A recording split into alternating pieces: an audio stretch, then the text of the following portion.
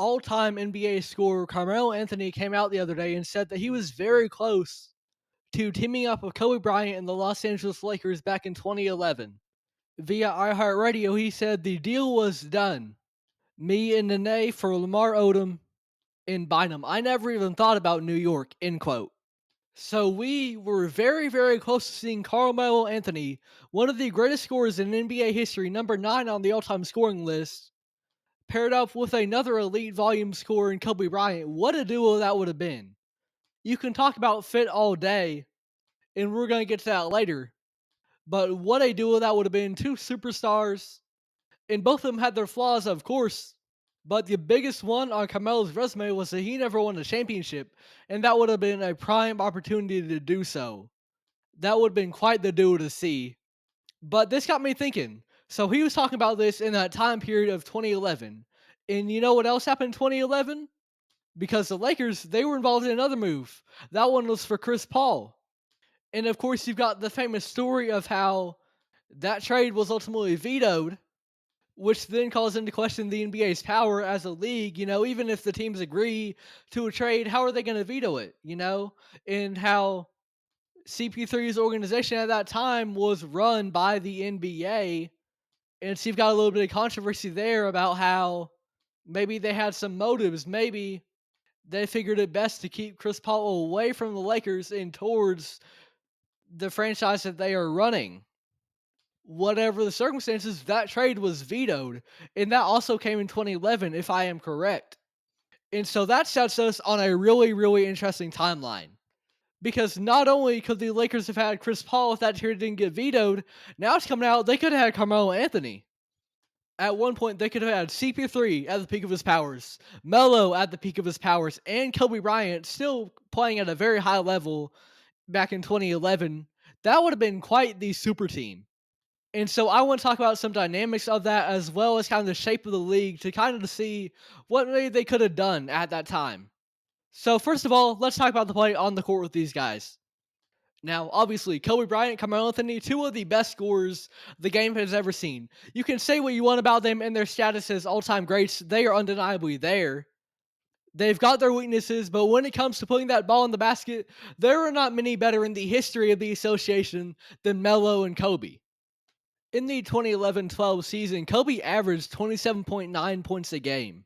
And we think of that as the final 5 years of his career, really, and especially those last couple kind of have a reputation of being his most inefficient, his worst seasons by quite a wide margin. But back in 2011, Kobe was still hooping at a very, very high level. And then you pair that with Carmelo Anthony, that's a scoring duo that seems really, really hard to stop. But the biggest question mark when you have two of these guys is their fit together. How well could Kobe and Carmelo really play together? These are both shoot first and ask questions later kind of guys. So how would that pan out? And that is where Chris Paul comes in. Because sure, you have two of the best scorers of all time. They're going to be one to take their shots, but also you've got someone to control that offense, to control that dynamic, in one of the best passers that the game has ever seen. One of the highest IQ point guards NBA players as a whole the league has ever seen. And one of the best defensive guards in association history. You bring in Chris Paul, that entirely shifts the dynamic away from, just Kobe and Carmelo taking shots to also having it calculated, having one of the best pound for pound players in league history controlling that offense. That would be huge. And that would just kind of tie it all together. He would be the keystone that connects everything. And so that would have been an amazing big three, in my opinion. Kobe and Carmelo, they're obviously very comfortable taking shots, and then you got CP3 setting them up. It doesn't get much better than that. There's not much more talent to be found in any big three in league history than those. And then I start thinking about these storylines. Kobe Bryant is, of course, a very decorated NBA champion. He won 5 titles. His last one came in 2010. And who do you always think of kind of when you compare Kobe Bryant to a player throughout NBA history? Probably the first one that comes to mind is Michael Jordan. Very similar play style, very similar mindset, and they had the championship success. But Michael won 6 rings, while Bryant won 5. What if, in the twilight years of his career, Kobe Bryant had one more chance at a ring with this big three? He had a chance to tie Michael Jordan and win 6 of his own. That would have been quite the accomplishment for Kobe Bryant as somebody especially who has been compared to MJ so often to be able to tie Jordan. That would have been very impressive, especially to see it in the final years of his career. What a story it would have been. But then you want to talk about championships. How about Melo and how about CP3, who, of course, as we've seen now, over a decade later, have gone their entire NBA careers without winning a single championship. And that is really the biggest mark, the biggest detriment to their legacy, the fact that they have not won. Because it adds to these narratives that they are simply not winning players. You especially think about that in the case of Carmelo, he has a reputation because of his play style. He is first and foremost a scorer, and any other value he adds, that's going to largely be based on the team around him. And that's okay. If you have a perfect team around Melo, I believe he can be the number one option on a title team. But you never really had that perfect team around him. And overall, his score first nature and the way that was such a major part of his game, that's kind of been seen as not necessarily a winning play style. We see that in the modern NBA with guys like Zach LaVine, where they're incredible scorers, but they just can't get over that hump because scoring is the biggest thing that they bring, and they don't do a ton else. This is not knocking Carmelo. That's just kind of the perception of him. But imagine if he won a ring with this team. That'll put to silence some of those doubts. And I think undoubtedly we would see Carmelo Anthony achieve a much higher level of respect from NBA circles because largely I think people recognize, yes, he was a very great scorer, but what else? What else did Carmelo Anthony bring to the table? If he was an NBA champion, there would be a lot less questions about what else he brought because he won at the highest level. And also, not just individually for Melo, but for the league as a whole today, I think we would have a different perception of a guy like Zach LaVine because we saw the whole career of Carmelo and we kind of saw how in this modern NBA, there's so much talent all around, there's so much parity, so many guys doing all these different things. We kind of saw how Melo, with his play style, he didn't win a championship. What are teams looking for? They're looking for a championship. And so if this archetype of player isn't who they deem to be ideal compared to the rise of kind of that role of the 3-and-D archetype, all these contributing role players, we kind of see the devaluation of a guy like Zach LaVine, that kind of Carmelo Anthony mold, that score first guy. And I think if Carmelo was able to win a ring and we didn't look back on his career and say, yeah, he was great, he was a great scorer, but he didn't win, I think if we had different conversations about if he did win a championship, then that could change the NBA as a whole, how we view these score first guys. Him, D. Mitch, even Devin Booker, even though Booker has very much improved as a passer, we could be having all different kinds of conversations about these guys. I think D. Mitch gets his respect.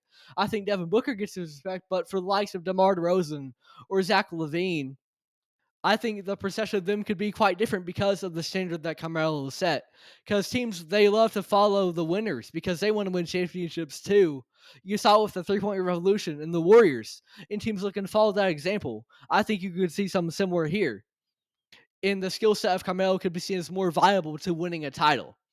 And then for Chris Paul, of course, at that point guard spot, the biggest thing that you can do is win a championship because you are in control of the offense more often than not.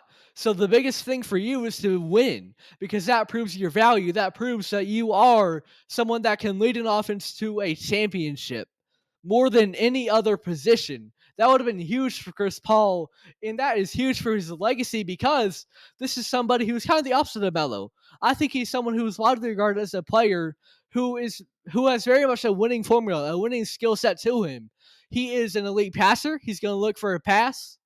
He was a very good scorer in his prime as well, and he is an incredible perimeter defender, one of the best of all time at his position. I think these are attributes that you kind of perceive with winning players. A team first kind of guy, a great defender. Look at Drew Holiday as a recent example. So I think a championship for CP3 would have been the cherry on top for him. And so, with all that being said, a championship isn't guaranteed.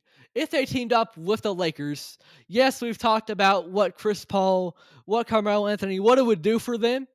But would it be feasible that they would win a championship if they had joined up with Kobe and joined the Lakers back in 2011? And I think it would be. You look at the state of the league back in 2011, the NBA Finals that year, you had the Dallas Mavericks and Dirk going on an incredible championship run. And in the East, you had a big three of LeBron James, Dwayne Wade, Chris Bosh, probably the most famous big three in NBA history with the Miami Heat. And in that NBA Finals, I think everyone would tell you that the Heat, on paper, were the better team, the better roster, especially at the top. But the Dallas Mavericks just had something different in them to be able to come out on top and emerge victorious as massive, massive underdogs, not just in that series, but the entire postseason. And with them being massive underdogs, I think before the NBA Finals, if the Lakers had this roster, I think that they could have put a stop to the Dallas Mavericks in their Cinderella run. I think the Lakers have the talent to do so. Now, as we saw, the Mavericks seem to do very, very well with the odds stacks against them, but I do think it's feasible that LA could have beat them. And if they did, Dallas was able to handle Miami. Miami got shell shocked a little bit by Dallas. I think the Lakers could have done something similar. It would have been Big Three versus Big Three in the NBA Finals. And overall, I think the Miami Heat Big Three was more well rounded. You have the small forward and LeBron, who does a little bit of everything for you. You had the lightning fast shooting guard in D Wade, and you had the big and Chris Bosh. But that offense of the Lakers just seems so lethal. And then you've got Chris Paul defending out on the perimeter. I'd love to see what he could do against the D Wade or LeBron. That would have at bare minimum been a very, very fun matchup and one that I think the Lakers could have won. I don't know if I would bet on them, but they sure could have. And we could have seen an entirely different championship team back in 2011. Not the Mavericks, not the Heat, but instead the Los Angeles Lakers, a team with Chris Paul, Kobe Bryant, and Carmelo Anthony. That would have been quite the big three, and one that seems like it was very, very close to happening. You just have that veto trade and Carmelo ultimately going elsewhere. What a time that would have been. Two superstars in their prime, and Kobe Bryant still playing at a very, very high level, probably the last year of his prime. With the way the rest of his career went, it would have so much implications on Carmelo and CP3 individually, as well as kind of the rest of the league, the archetype of Carmelo, the guys that would follow him with that similar skill set. And it really would have dramatically shifted the NBA landscape. That is huge news. And that is certainly an interesting scenario back in 2011. And the NBA could have looked quite different today if things had been just a little bit different from Melo and CP3.